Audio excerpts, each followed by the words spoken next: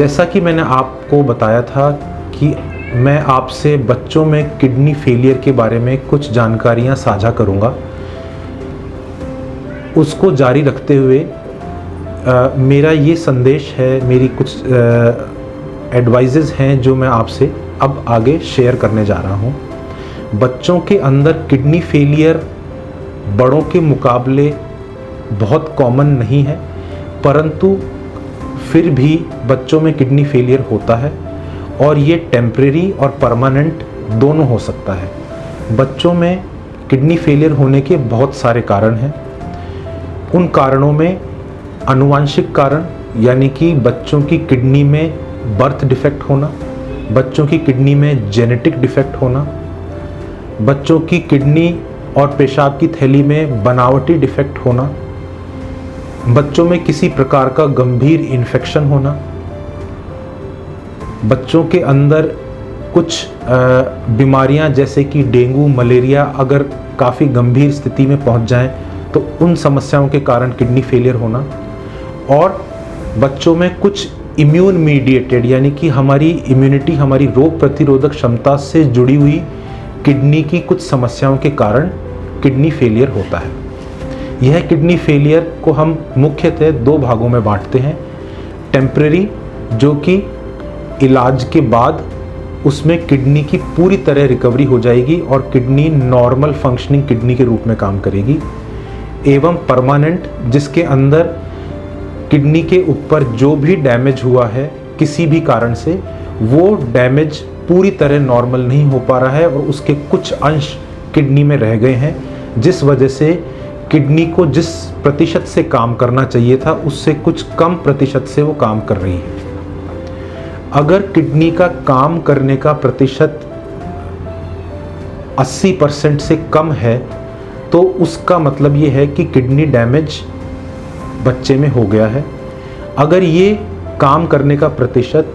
3 महीने तक लगातार परसिस्ट करता है या बना रहता है तो हम उसको परमानेंट किडनी फेलियर की कैटेगरी के अंदर रखते हैं। अगर ये किडनी डैमेज 7 से 10 दिन या 2 हफ्ते के अंदर रिकवर हो जाता है, ठीक हो जाता है और बच्चे की किडनी फंक्शनिंग बिल्कुल नॉर्मल है, किडनी पूर्ण रूप से नॉर्मल काम कर रही है, तो वो टेम्परेरी किडनी डैमेज, जिसको हम एक्यूट किडनी इंजरी बोलते हैं हमारी मेडिकल भाषा में, वह कहा जाता है। अगर हमें पता चले कि बच्चे की किडनी पे असर आ रहा है तो तुरंत अपने नज़दीक के शिशु गुर्दा रोग विशेषज्ञ या अपने अस्पताल में जो आपके गुर्दा रोग विशेषज्ञ हैं उनसे संपर्क करें और उसका तुरंत इलाज शुरू करवाएं। कुछ परिस्थितियों के अंदर टेम्परेरी किडनी डैमेज सिर्फ दवाओं से कंट्रोल किया जा सकता है और पूरी रिकवरी की जा सकती है, परंतु कुछ परिस्थितियां ऐसी होती हैं जिसके अंदर डैमेज काफ़ी बढ़ चुका है, बच्चे का पेशाब बनना कम हो गया है, बच्चे में इलेक्ट्रोलाइट्स, सोडियम पोटेशियम की मात्रा में काफ़ी परिवर्तन आ गया है, सोडियम कम हो गया है या ज़्यादा हो गया है, पोटेशियम काफ़ी हाई हो गया है। ऐसी परिस्थितियों में बच्चे को डायलिसिस की सपोर्ट की ज़रूरत भी पड़ सकती है। अब तक ये धारणा थी कि बच्चों में डायलिसिस की ज़रूरत कभी पड़ती नहीं है और अगर पड़ती है तो वह संभव नहीं है, परंतु मैं आपको ये साझा करना चाहूँगा कि बच्चों में डायलिसिस की ज़रूरत पड़ती है और उसको अब बहुत ही सफलतापूर्वक कराया जा सकता है। बच्चों में कई प्रकार के डायलिसिस होते हैं, जिसमें एक पेट द्वारा डायलिसिस किया जाता है जिसको हम पेरिटोनियल डायलिसिस कहते हैं। दूसरा डायलिसिस हीमोडायलिसिस होता है जिसमें हम डायरेक्ट खून की सफाई करते हैं बच्चे की मुख्य खून की नसों को मशीन द्वारा कनेक्ट करके, जिसके बारे में आपने वयस्कों के स्थिति में भी सुना होगा कि वयस्क की किडनी फेलियर होने के बाद वो डायलिसिस के लिए डायलिसिस सेंटर्स पे जाते हैं। ये दोनों ही प्रकार के डायलिसिस बच्चों में संभव है और किसी बच्चे में अनफॉर्चुनेटली कुछ ऐसा होता है कि बच्चा काफ़ी ज़्यादा बीमार है और वो डायलिसिस सपोर्ट बर्दाश्त नहीं कर सकता, तो एक एडवांस्ड रूप का डायलिसिस जिसको हम CRRT बोलते हैं, जो कि ICU में बच्चों को दी जाती है, वो सपोर्ट, वो भी अब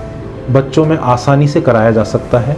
और ये तीनों ही तरह के डायलिसिस की सुविधा हमारे सूर्या हॉस्पिटल में और जयपुर में उपलब्ध है। इसलिए कभी आपको अपने परिजनों में, अपने आस पड़ोस में ये पता चलता है कि कोई बच्चा ऐसी स्थिति से ग्रसित है जिसको डायलिसिस की ज़रूरत है या किडनी पे असर आ चुका है, तो मैं आपको ये संदेश देना चाहूँगा कि बिल्कुल समय की बर्बादी ना करते हुए बच्चे को तुरंत स्पेशलिस्ट को दिखाएं और उसका इलाज शुरू करवाएं। धन्यवाद।